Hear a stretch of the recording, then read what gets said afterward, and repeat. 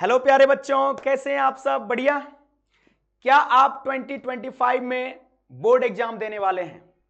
तो आज हम आपको बताने वाले हैं कि 12th बोर्ड एग्जाम में मैथमेटिक्स में 100% मार्क्स कैसे लाएं, किस स्ट्रेटजी को फॉलो करें कि मैथमेटिक्स में आपको 100% मार्क्स आ जाए। क्योंकि आपको मालूम है कि मैथमेटिक्स ही एक ऐसा पेपर है जिसको पढ़ करके, बहुत अच्छे तरीका से पढ़ करके 100/100 मार्क्स लाया जा सकता है।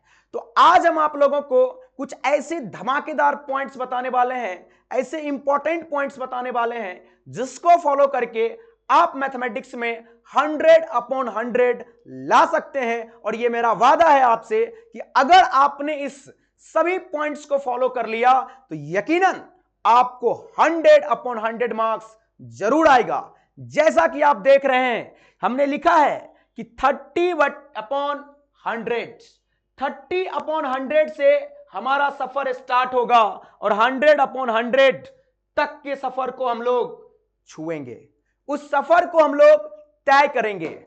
हो सकता है कि अभी आपके अंदर जो एबिलिटी है मार्क्स लाने की वो 30+ हो या 60+ हो या 70+ हो, तो हम उसमें इस पॉइंट के साथ उसको बूस्ट करेंगे और आपको हम पहुंचाएंगे 100/100 तक। इसके लिए आज हम लोग कुछ महत्वपूर्ण पॉइंट्स को देखेंगे जिसको फॉलो करके आप जरूर इसको पा सकते हैं। तो चलिए स्टार्ट करते हैं हम लोग।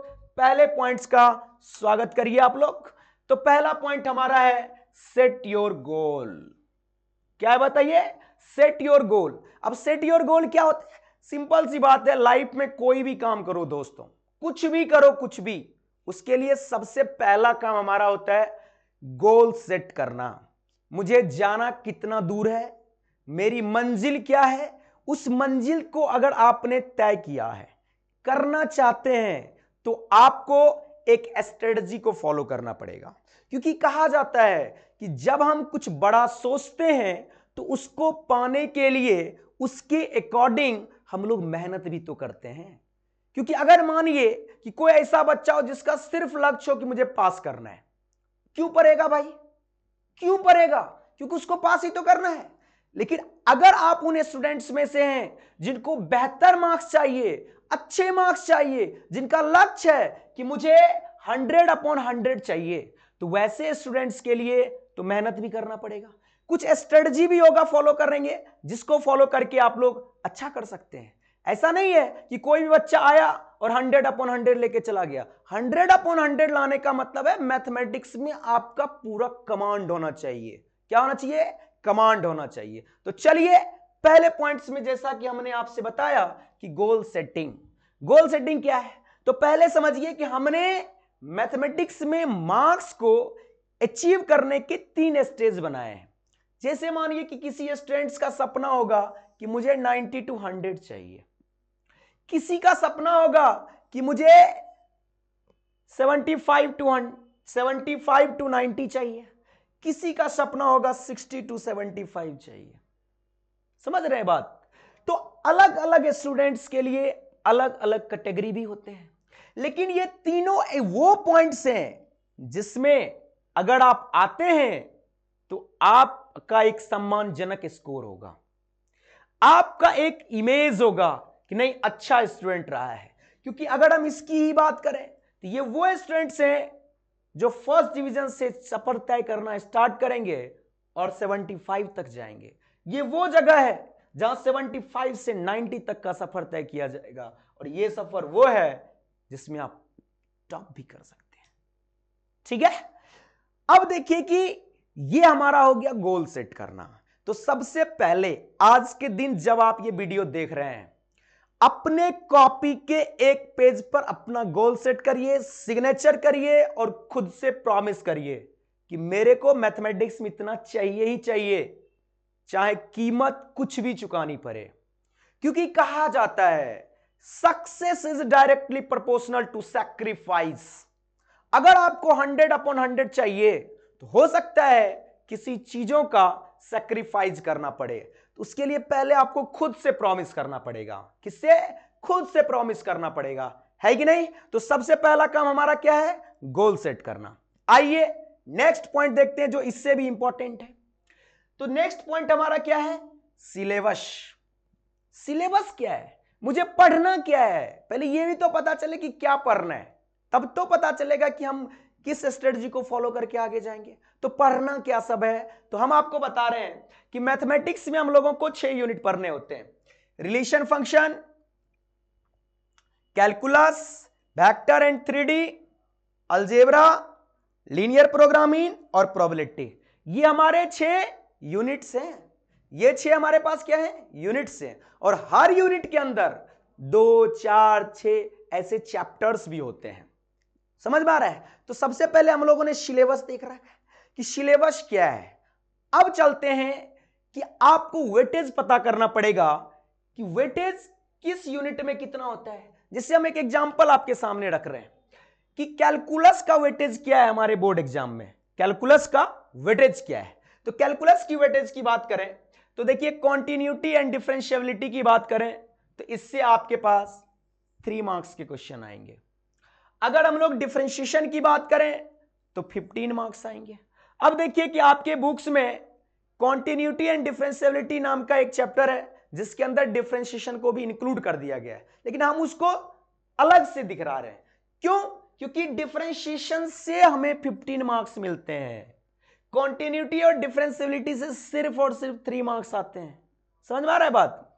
अब इसके बाद आता है एप्लीकेशन ऑफ डेरिवेटिव, इससे आपको 5 मार्क्स मिलेंगे। इसके बाद हमारा आता है इंटीग्रेशन, इंटीग्रेशन से आपको 25 मार्क्स आएंगे। इसके बाद आता है हमारा डिफरेंशियल इक्वेशन जिससे 9 मार्क्स आता है। तो ये क्या हुआ? आपको वेटेज पता करना है। वेटेज कैसे पता करेंगे?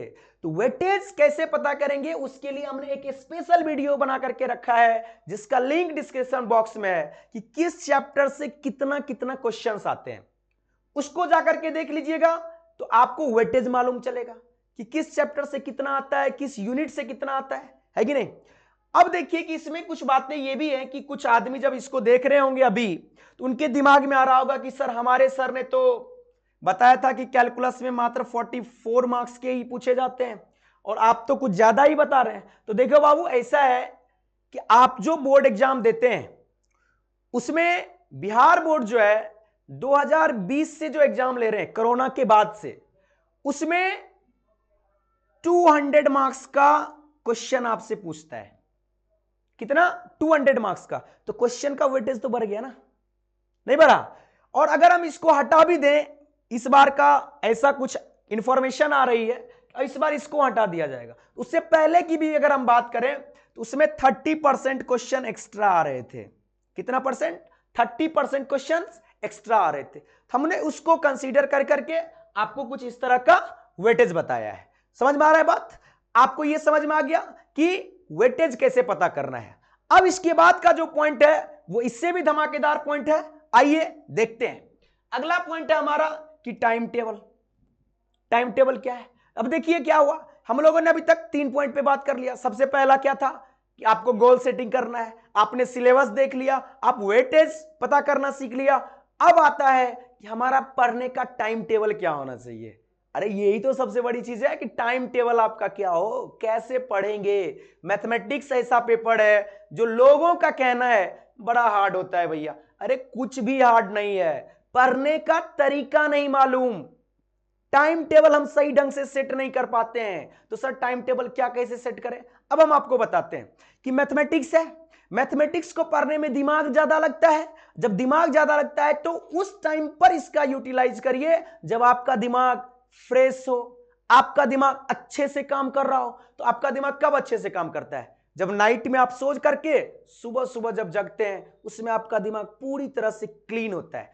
आपका हम इसके लिए एक एग्जाम्पल आपको बताते हैं। मान लीजिए कि रात में आपको किसी भी चीज को लेकर के बहुत ज्यादा टेंशन हो गया और आप काफी टेंशन में हैं, लेकिन जब आप सुबह जगेंगे ना तो सारा टेंशन खत्म हो जाएगा, एकदम लगेगा आपका दिमाग की एकदम फ्रेश दिमाग है। बात समझ में आ रहा है? तो मैथमेटिक्स को पढ़ने का सबसे बेस्ट टाइम होता है मॉर्निंग में। एकदम मॉर्निंग में आप जगिए और पढ़िए, बहुत मजा आएगा। ठीक है? उसके बाद मान लीजिए कि हमने मॉर्निंग में मैथमेटिक्स पढ़ लिया, उसके बाद खाना वाना बना के खाएंगे, फिर आप दोपहर में थोड़ा सो लीजिए। ऐसा नहीं है कि भर दिन पढ़ रहे हैं, मतलब पढ़ने का मन भी नहीं कर रहा है फिर भी पढ़ रहे हैं, मतलब अगर बॉडी आपका अलाउ नहीं कर रहा है, जबरदस्ती नहीं करना है, थोड़ा सा आप रेस्ट करिए, फिर दिमाग को पूरी तरह से फ्रेश करिए, फिर पढ़ना स्टार्ट करिए। तो मानिए कि अगर आपको आदत है दोपहर में 1 घंटा सोने का, जरूर सोइए, कोई टेंशन लेने का नहीं है, आराम से सोना है 1 घंटा, दिमाग जब मेरा पूरी तरह से फ्रेश हो जाए फिर पढ़ने बैठेंगे, ठीक है। तो जब आप सुबह यानी कि दोपहर में सो करके जगें तब भी आप मैथमेटिक्स पढ़ सकते हैं, क्योंकि उस समय पे आपका दिमाग पूरी तरह से फ्रेश रहता है। क्या रहता है? फ्रेश रहता है, कोई दिक्कत नहीं है। अब देखिए नाइट की अगर बात करें तो इसमें आप ना भी पढ़े तो कोई दिक्कत नहीं है। अगर आपने मॉर्निंग में अच्छे से पढ़ लिया है, आफ्टरनून में अच्छे से पढ़ लिया है, तो कोई जरूरत नहीं है कि हम नाइट में पढ़े, बाकी सब्जेक्ट भी है उसको भी पढ़ना है, कोई दिक्कत क्या। अब इससे ज्यादा आगे हम लोग बढ़े अगर, तो नेक्स्ट पॉइंट क्या है? नेक्स्ट पॉइंट इससे भी ज्यादा अच्छा है। नेक्स्ट पॉइंट है क्वेश्चन बैंक देखना स्टार्ट करिए बाबू।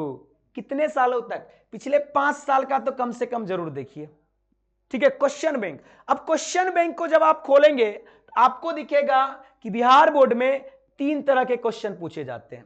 Objective 1 marks, short question 2 marks, और लॉन्ग क्वेश्चन कितने मार्क्स का?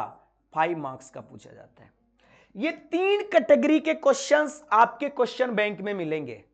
तो इस कैटेगरी को देखने के बाद आपको एक आइडिया आएगा कि क्वेश्चन का पैटर्न क्या है, बोर्ड एग्जाम में क्वेश्चन किस तरीका से पूछा जाता है। और जब आपको यह चीज पता चल जाएगा कि पूछा कैसे जाता है, तो उसके अकॉर्डिंग आप अपने आप के प्रिपरेशन को क्या कर पाएंगे? अच्छा कर पाएंगे। मानिए किसी आदमी को आपने कहीं देखा है, किसी आदमी को आप कहीं देखते हैं, अचानक से वो आदमी कहीं और आपको दिखता है, तो आपको हेजिटेशन नहीं होता है, प्रॉब्लम्स नहीं होते हैं उनसे बातें करें। जस्ट लाइक मैथमेटिक्स के क्वेश्चंस का भी यही हालत है। अगर किसी क्वेश्चंस को आपने बना रखा है, कहीं देख रखा है, और वही क्वेश्चन जब आपको बोर्ड एग्जाम में मिलेगा तो क्या टेंशन है? कोई टेंशन है? आपको लगा अरे ये तो जानते ही है इसको बनाना, क्या फर्क पड़ता है।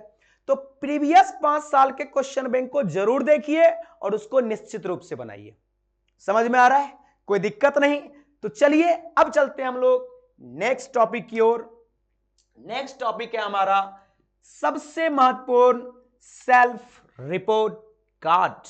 अब सेल्फ रिपोर्ट कार्ड क्यों जरूरी है हमारे लिए?